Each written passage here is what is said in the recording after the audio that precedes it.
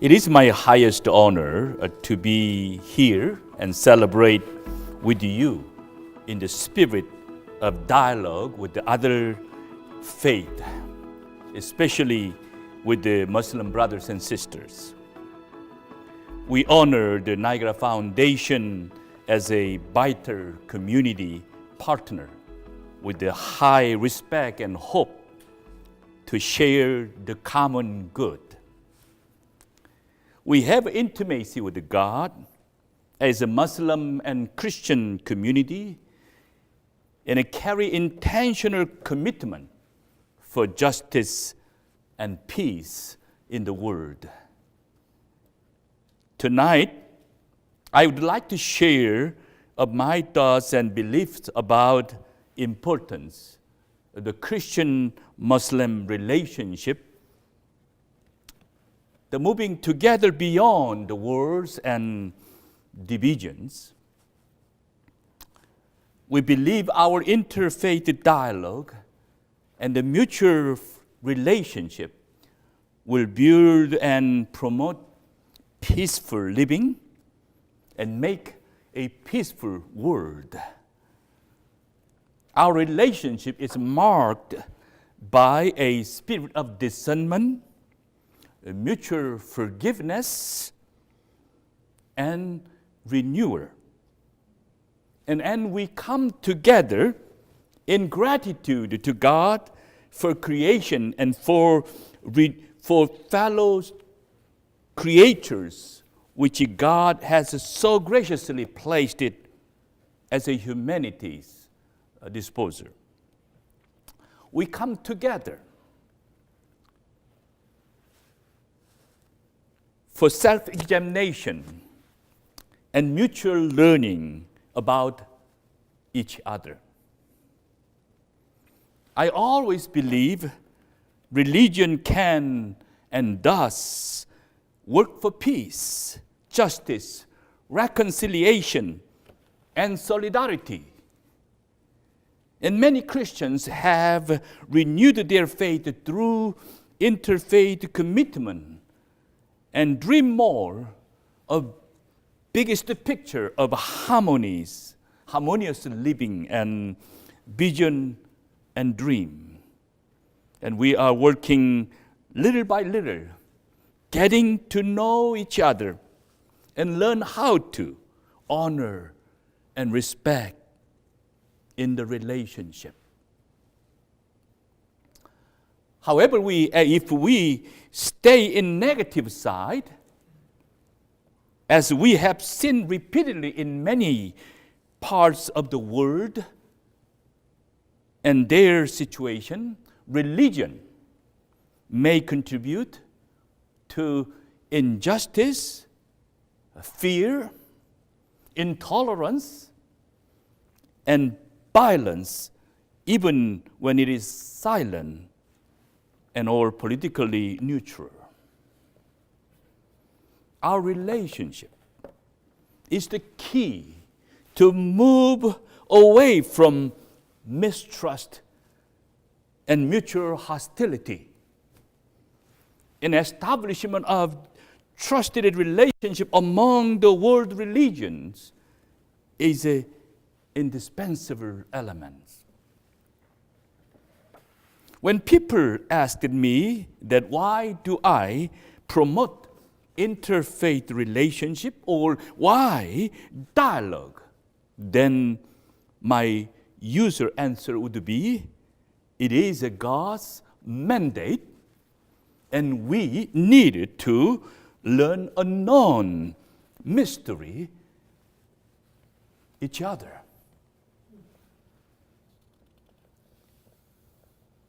Of course, I also reminded it, those who engage in dialogue must have the inner power and strength to sustain dialogue and, where necessary, to respect the standpoints of others.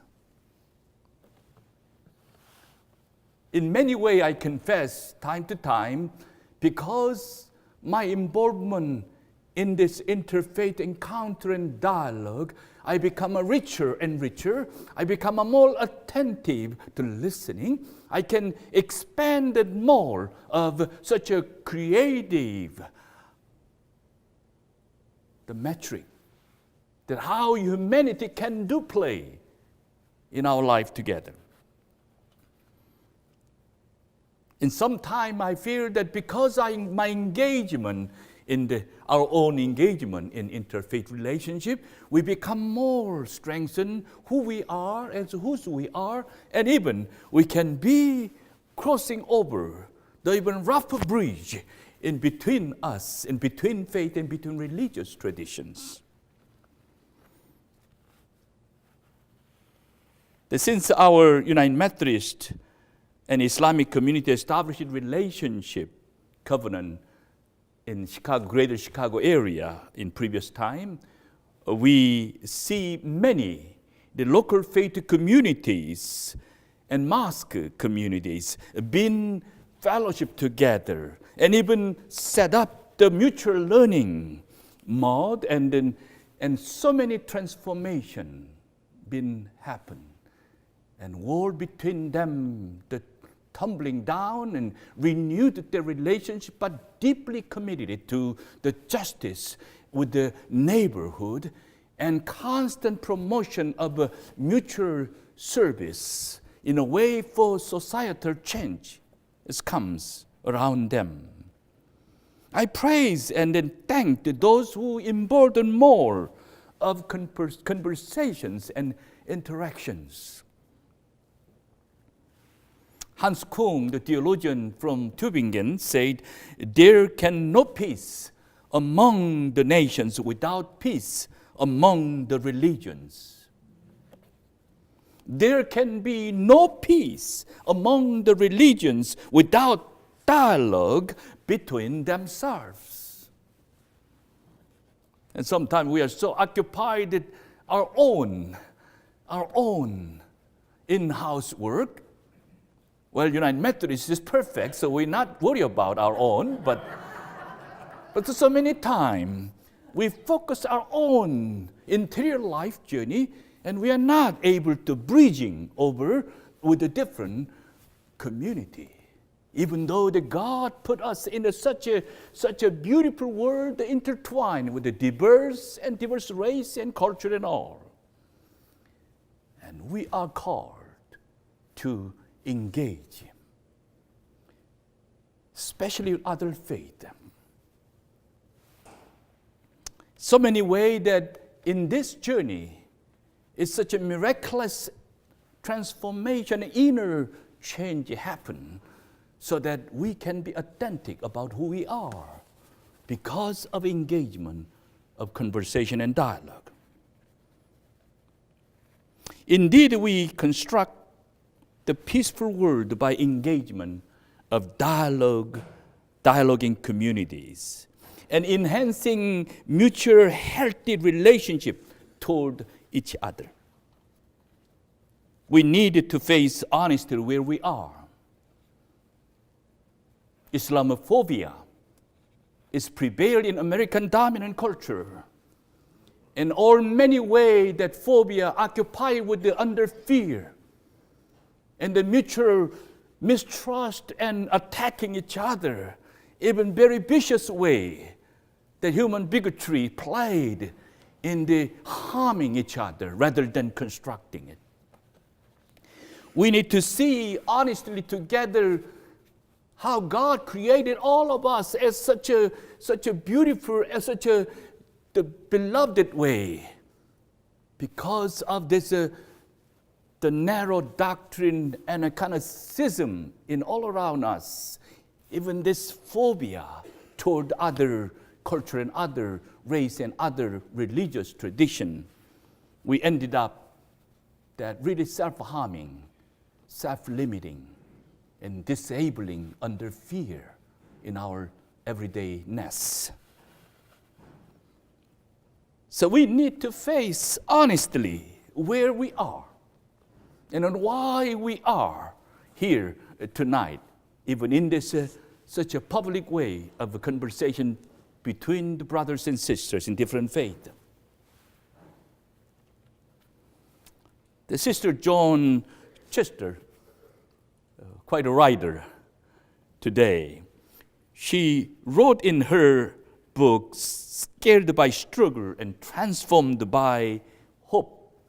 I quote begins, struggle is part of our life. In fact, struggle is an unavoidable part of life. It comes with the birth, and it takes its toll at every stage of development. In each of them, we strive for something new at the piece of something gained.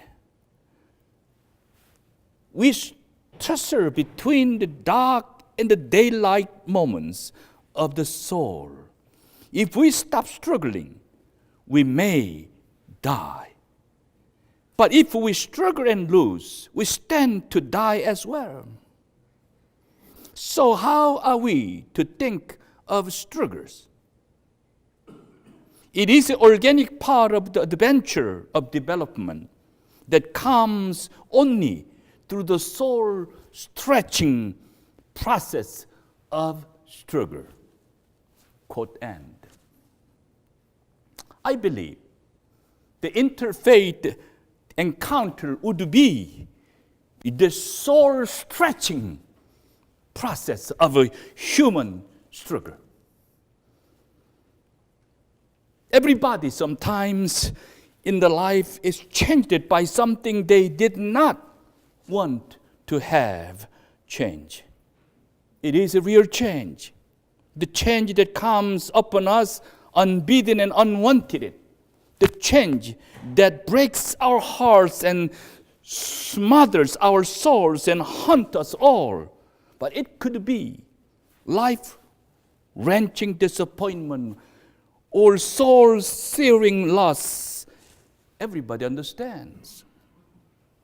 Here I hold the value of interfaith dialogue and conversations, which can bring the deeper quest and hopeful gift of other alternative view and go on to the self-transcendence in our everydayness.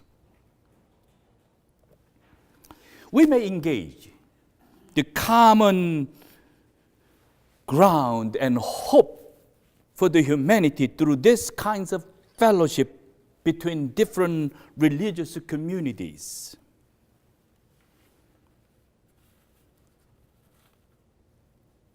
When I was witnessed it, one significant life-transforming event happened a few years ago in Chicago.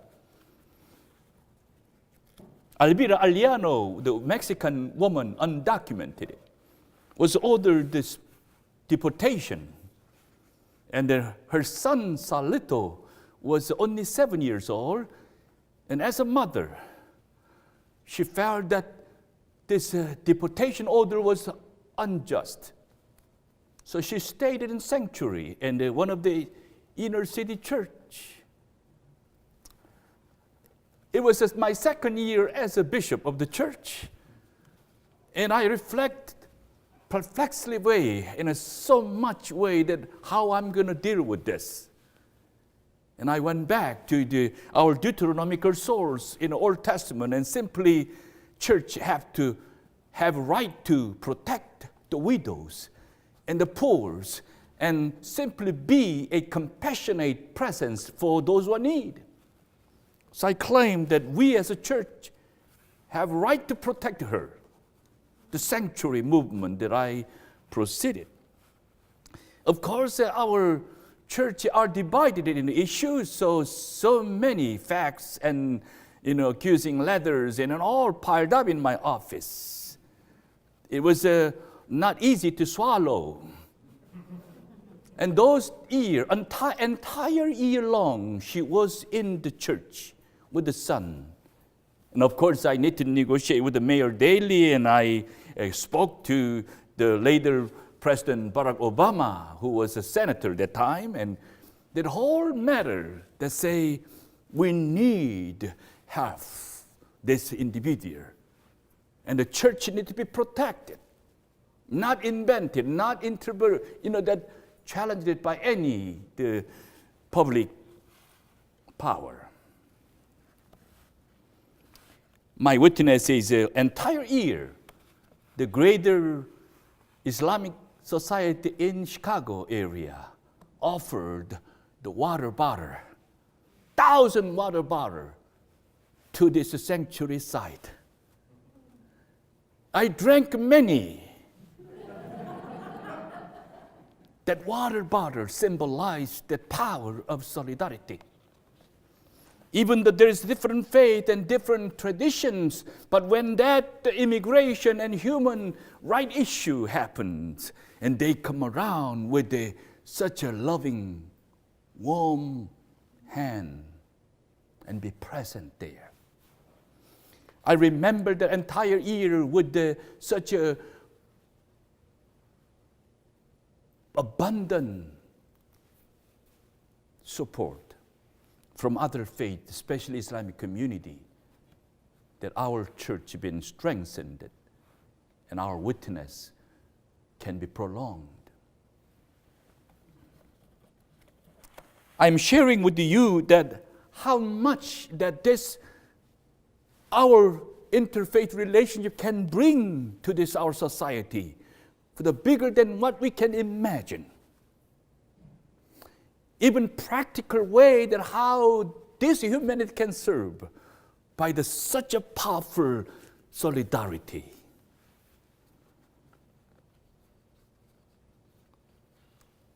Increasingly, government resorts to new security doctrines to divert attention from misguided policies, misunderstanding the concept of security.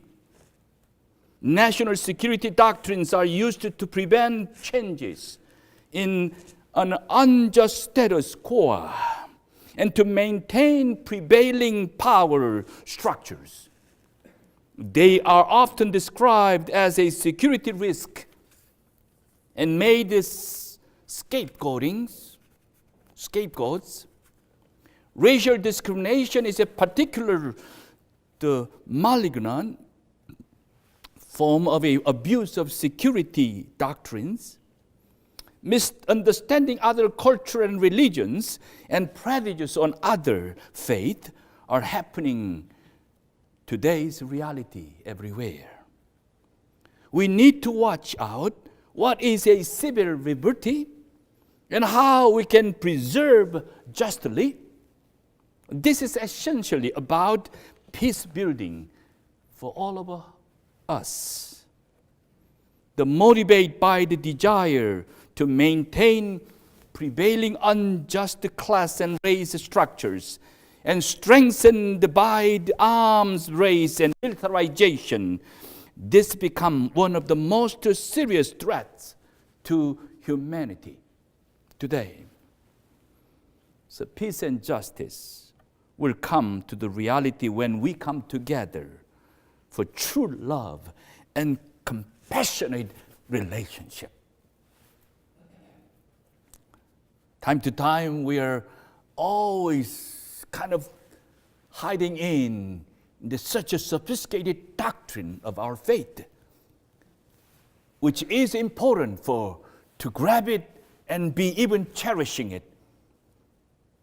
But because of that enslavedness of the narrow-minded, that dogmatic way, we sometimes put the distance to our own neighbor in a various way.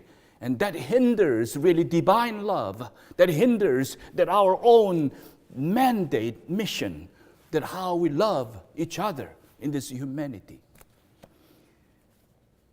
So with this night, this kind of way of conversationing and encountering, definitely will answer to God's call, the loving your neighbor. We are all aware of the disagreement within religions. The difference may be not only theological, but related to the great social, ecological, and moral issues which we have been struggling should be a focus of interfaith activity too. But intra-religious dialogue is very important. But in our own concern, in our concerns for the environment, protection of human rights, and struggle for economic justice, we may well find ourselves in opposition to some members of our own and other faith. The more solidarity, the more socially engaged the interfaith movement becomes, the less it may be a unifying force among all believers. That's true. However, we long to spiritual connections, and we long to renew of our own community in the midst of the difference and the diverse cultural origins among us. Living graciously at our mutual relationship. That is the greatest challenge of life. But the grace is proven when we take time to listen and share the excitement and common future of the peaceful world. And Jesus said, "No good tree bears bad fruit, nor again does a bad tree bear good fruit. For each tree is known by its own fruits." That's Luke chapter 6, verse 43 to 44. Those transformed by the grace and peaceful livings are known by their gracious life. Sadly, the religious life and gracious and peaceful lives are often at odds. Many churches, synagogues, and mosques, rather than being orchards of trees bursting with the fruits, but have been barren wasteland where peace is diminished, if not opposed. We call to bridge. We call to build the bridges, not the walls. We call to live together with the harmony and love, not hatred and hostility.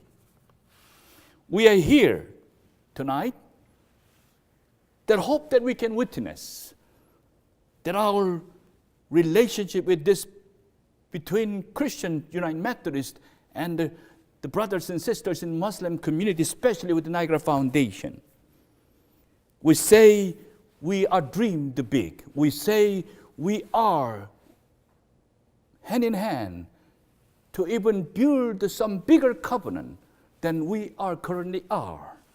Of course, it requires commitment. Of course, it requires a definite self-examination. And then, yes, of course, in a way that our own that investment for the relationship building together. But I see we dream together even global peace.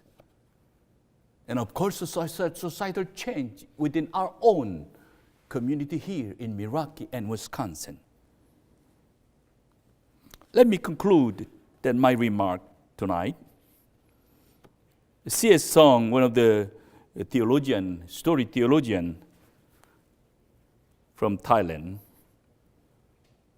and his Chinese origin, but he wrote about compassionate God. And let me quote that part and then hopefully concluded it. Quote begins, "A giant snake, enormously powerful, was coiling itself around the globe. The globe seemed to so weak to withstand the pressure.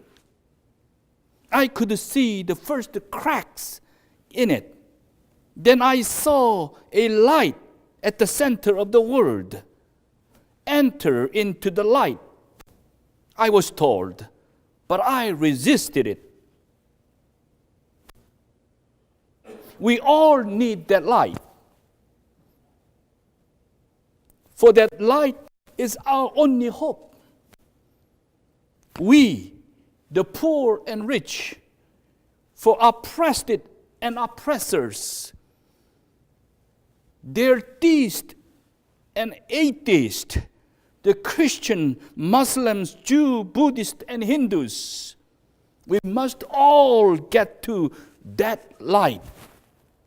For it is the light of love and life, the light of hope and the future. The movement of person toward that light must have constituted a formidable power. For the snack, the demon, begins to loosen its grip on the globe. Quote end.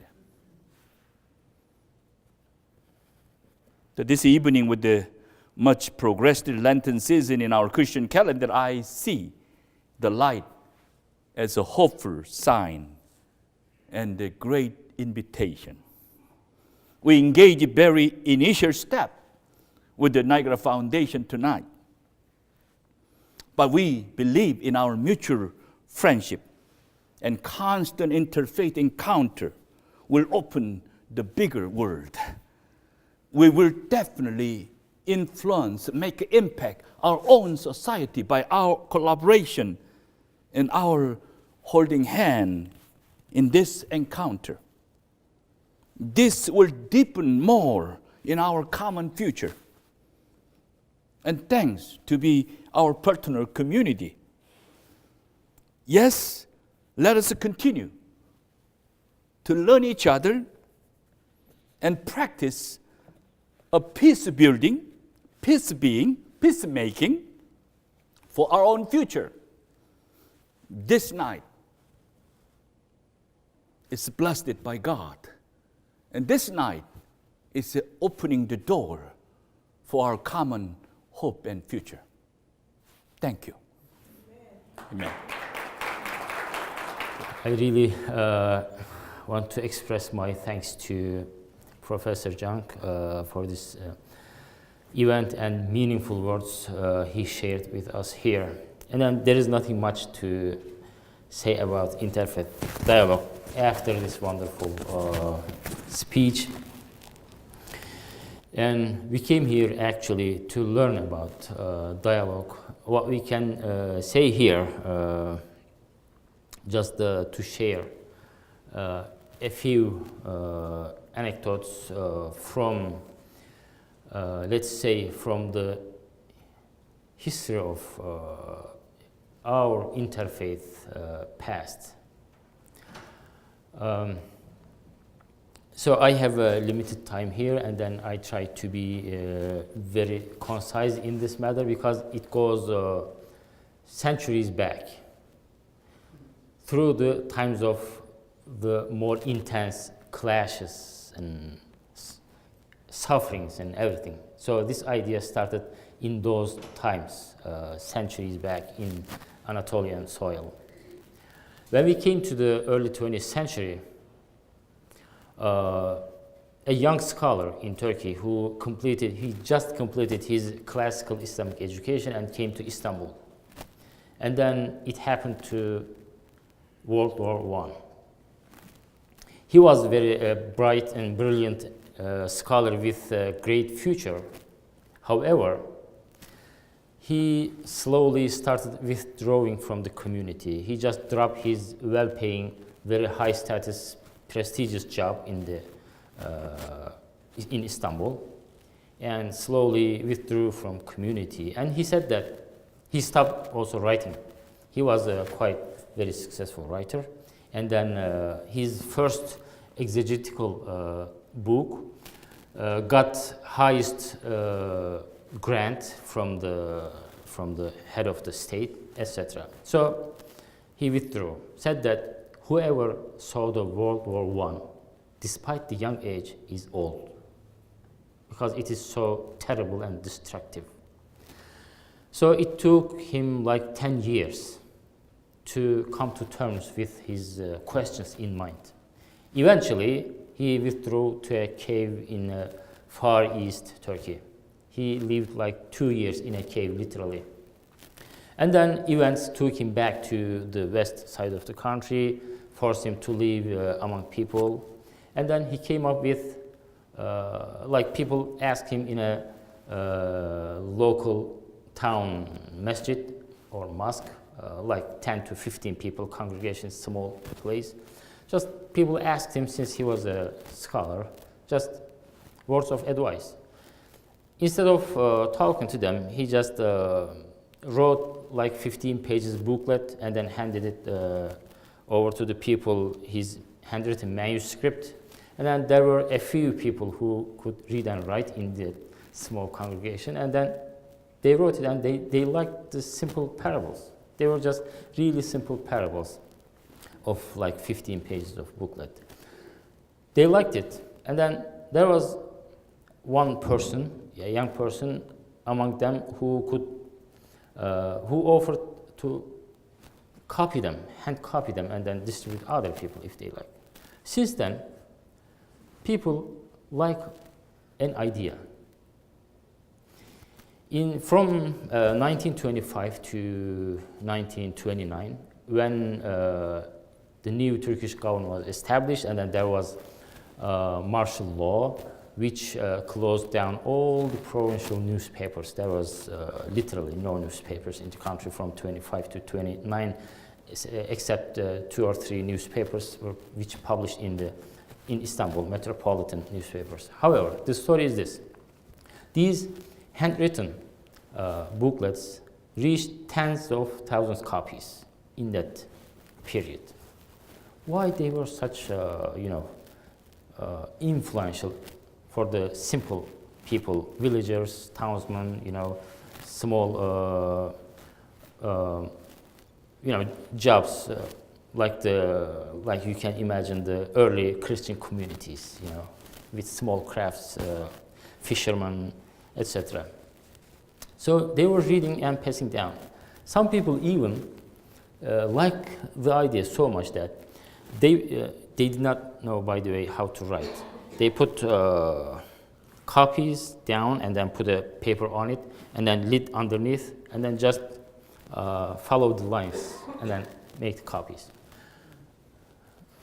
What was in it? They talk about humankind, in person, who you are, and then who the other people. Simply, he said that we are travelers, like short bio, coming from the world of spirits, passing through mother's tomb, childhood, young age, and now heading towards another world, which we do not know yet exactly. We are travelers. We are fellows on this road, everybody. So, what's our aim? Everything in simple parables, like Jesus' parables, they had deep impact on people, and then they just couldn't help distributing them around. So the idea of dialogue in oneself, inner dialogue, started with these simple parables. And then this widened its effect towards the other people, co-religious people, townsmen, and then other religions, world religions. The idea simply is this. And these ideas also, even though expressed simply in those parables, actually goes centuries back to early teachers of Islamic Sufism. So there's a concept of mirror, and then he used that concept very effectively in those simple parables. What is the concept of mirror? God has all the powers and then art and everything in his names, expressed in his names, God's names, beautiful names. These are very fundamental Islamic teaching also. And all these God's names reflect differently in every piece of God's art. And every human being is a piece of God's art, very art. So every individual is unique. So every individual is a combination of all these God's names. Everyone reflects some different beauties in different ways. So you are one of them. You first of all, you have to aware that you are God's art. But there's one thing. There is only one thing God does not like and do not forgive. Lying. And pride is lying.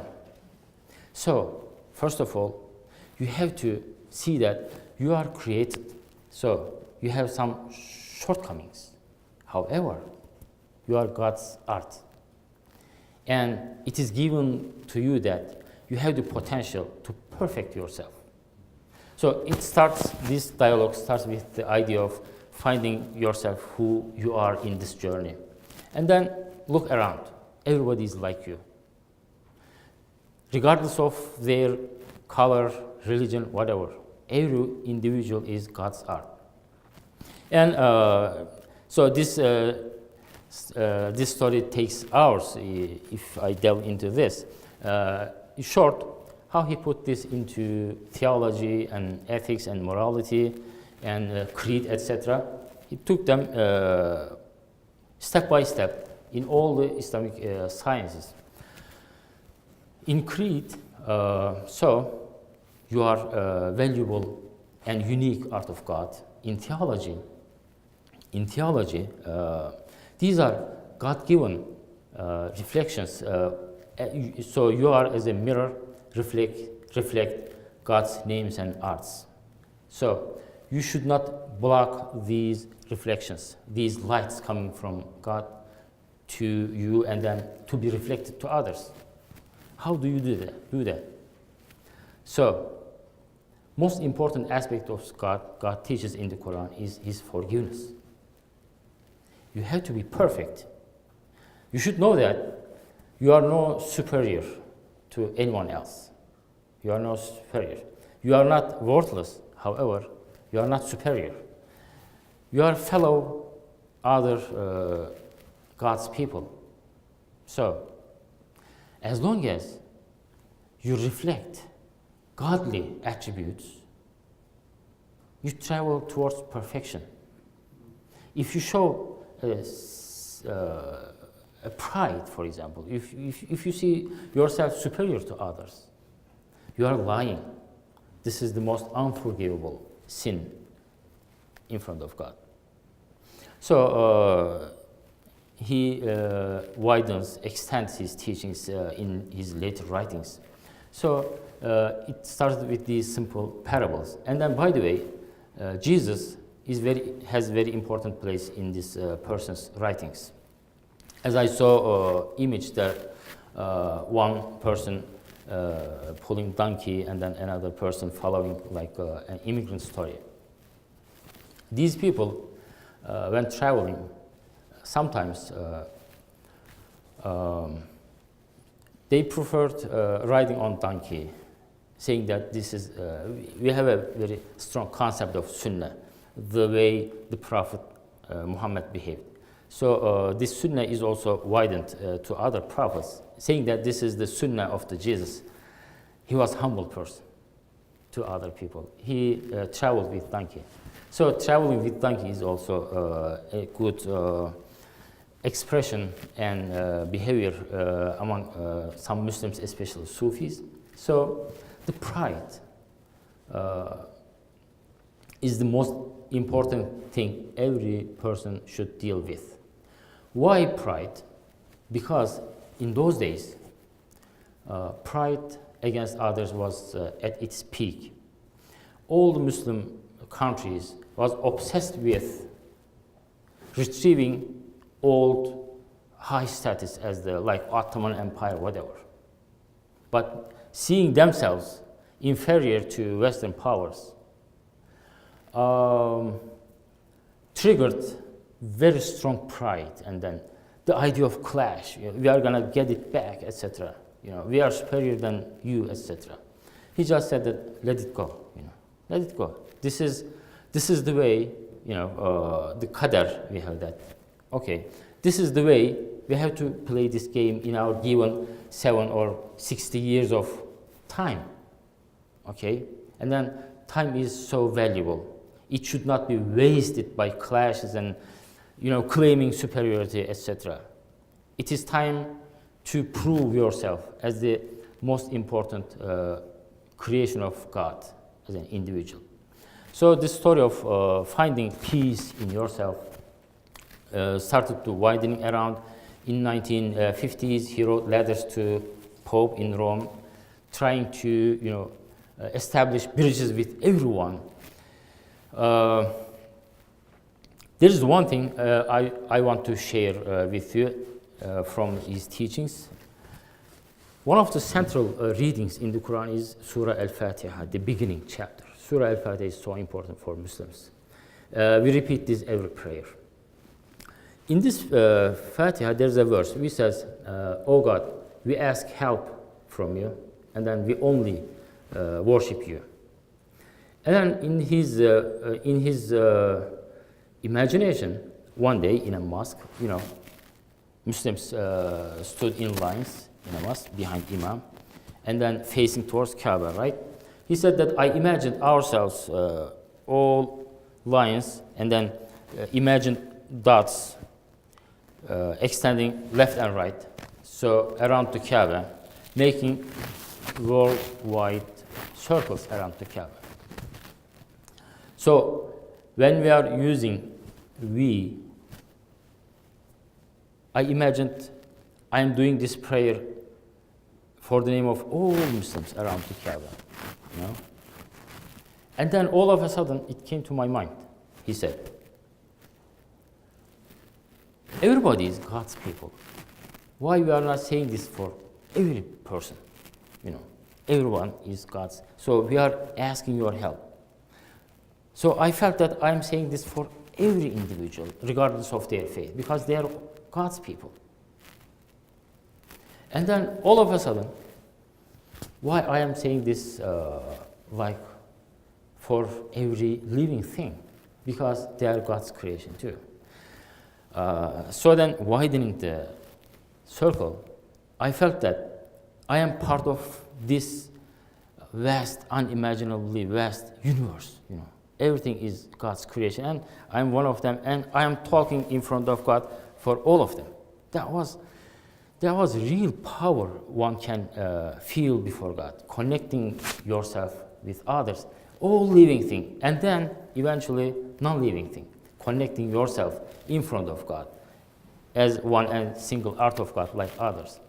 He said, this is endless source of happiness, power, and let's say hope for the future. Today, these teachings gave different offshoots, and one of them is advanced by Fethullah Gülen.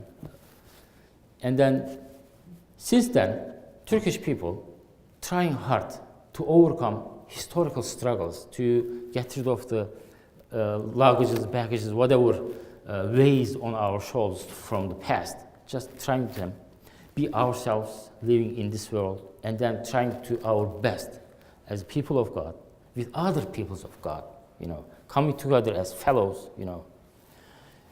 trying to be true people of God with true humility, because the pride is the greatest sin. Through humility, we can do our best. This is what we believe. And then with your this wonderful participation in dialogue, our hopes is always strengthened.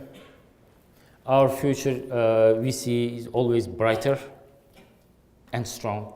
And then we really thank you helping us making that God's promise come true altogether. Otherwise, it is impossible to be oneself in certain religion and then to prove that this world is created by God, etc. It is impossible. Only when we come together, this, like all the pieces of art, is coming together, making a great, magnificent art. That's how we feel, and then this is how we deeply thank you for the stepping in, showing up in this dialogue.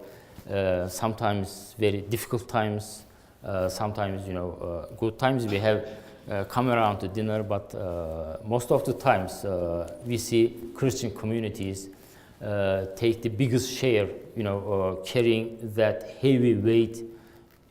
Dialogue is not always easy. So carrying that heavy weight and then helping us not to lose the hope in these very difficult political, every sort of trials, let's say. And then I would like to again repeat Fethullah Gülen's word, which was set in a context to acknowledge world people's eagerness for dialogue. When we started dialogue, he said, we thought that now we are starting something new. We saw people already, passed long way in that dialogue. And then he said, we took just one step, and then we saw people running towards us, already started their journey.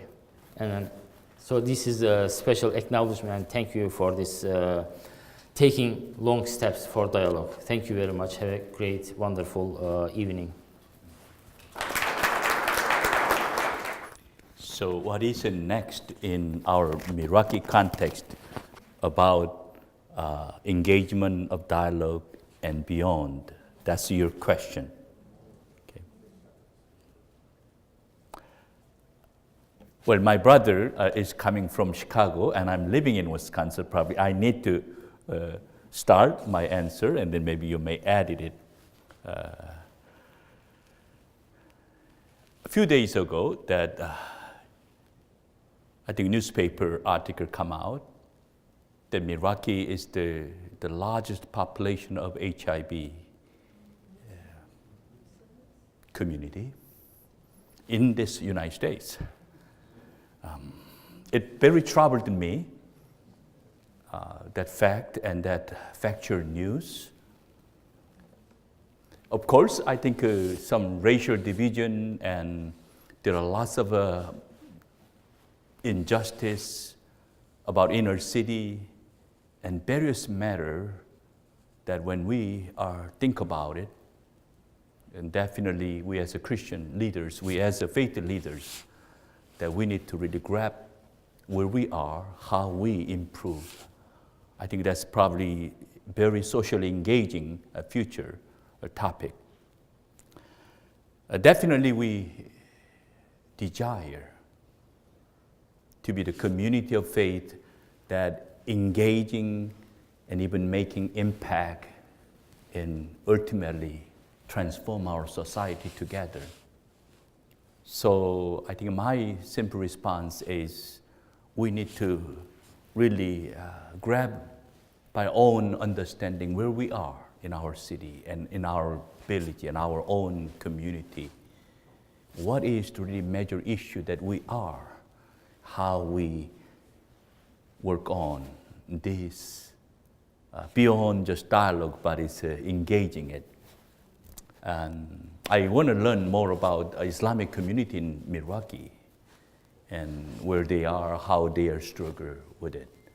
We know that many immigration injustice and all different, the divisiveness are on society, some hatred and some such a way, the backlash in our own place here.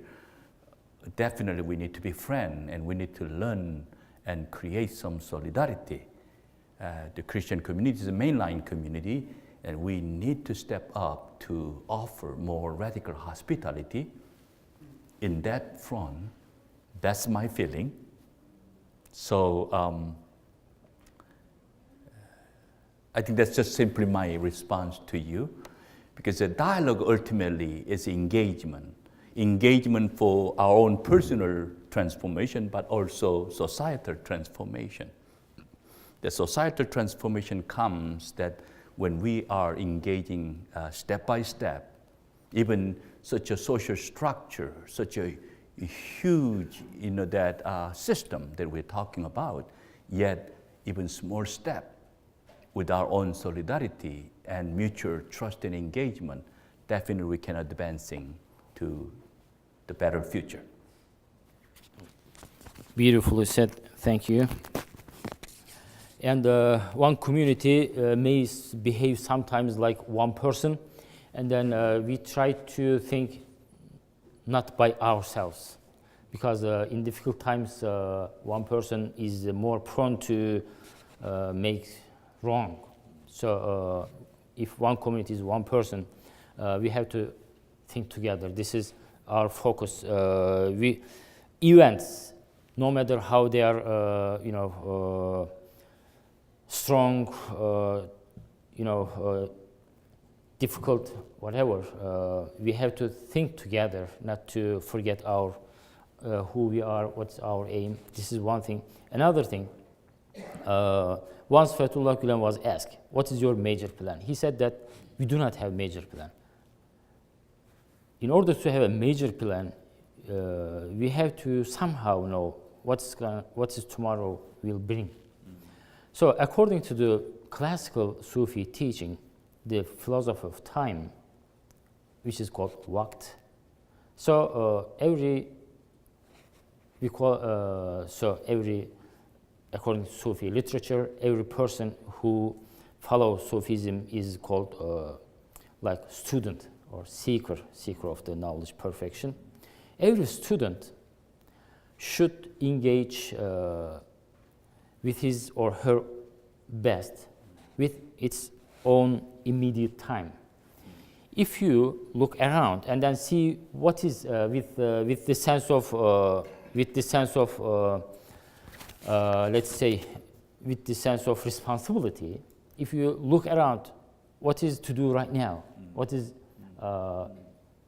emergency? What is immediately need to be taken care of? So if you do your best in this time, probably you will be ready to meet the next step. So we do not have a major plan. We are trying to do our best right now with the immediate problems with our best. Whatever our strength and resources available to us, help us, so we can do we can do together better in this time being, and then preparing ourselves for the next time, whichever comes in the next tomorrow. This is the basic philosophy of being ready for the next step. Mm-hmm. So we do not have a major plan, trying to our best with these immediate problems. Mm. Right. It's amazing that I taking from you, Dr. Himmer, that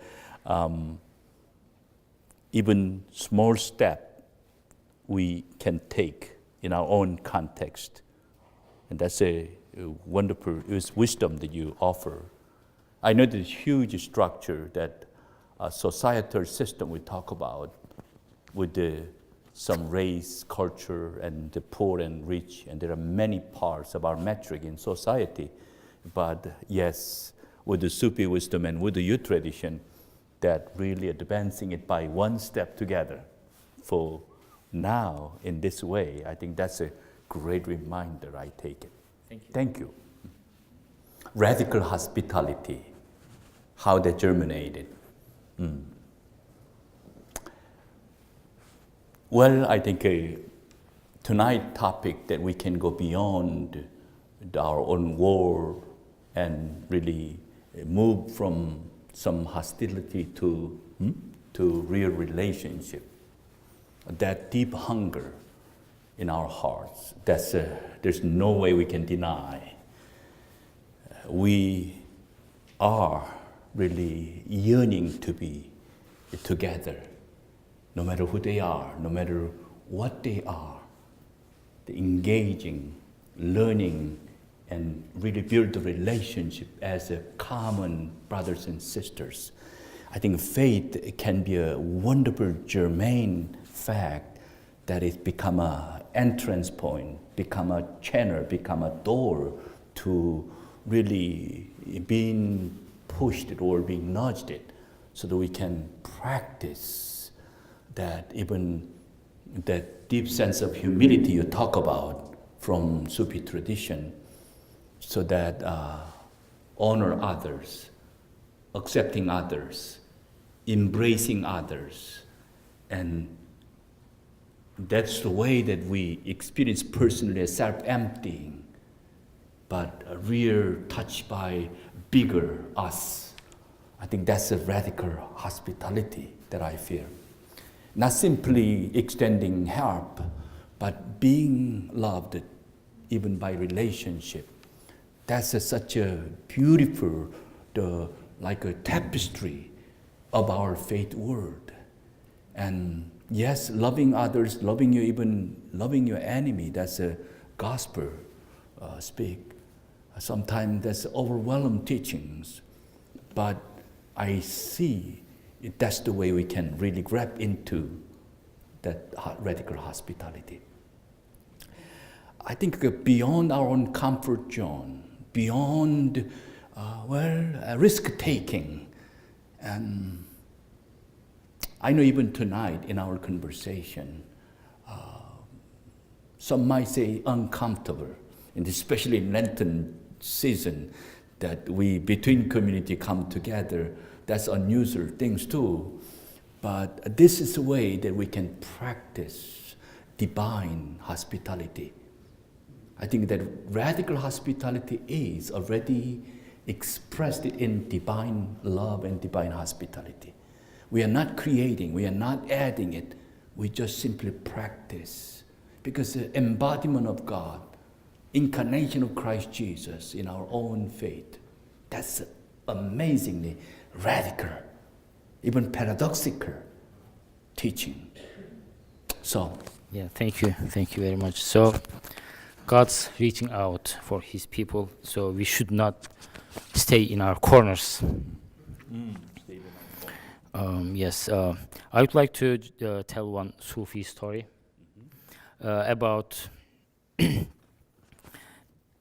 about realizing who we are and then continue our journey as we are. One day, God asks Dawood alayhi salam, which is David in biblical history. You do not see this story in Bible, neither in the Quran, but this is Sufi story. So God asks David to bring him the most debased, worthless animal to him. So a leash is given to his hand. So he looks everywhere to find the most, animal that's to be hated, etc., ugliest, whatever. And he couldn't find anything, any living thing. He couldn't find. So he was thinking that how he could go empty-handed. There should be something, but he couldn't find. Finally, he put the leash on his neck, and then came to the point. And then, so God addressed him. This is so you found it, and then this is the, like you passed the exam, etc. And then at that moment, something black came out of his mouth, which is called nafs, the evil whispering part of the soul. That came out of his mouth. And then God told David, take it back. We love you as you are, all together. We love you as you are, all together, with evil whispering part and good whispering part. We love you as you are, all together. So we should love ourselves and everybody as they are, as God created, not as we prefer. All right, thank you very much.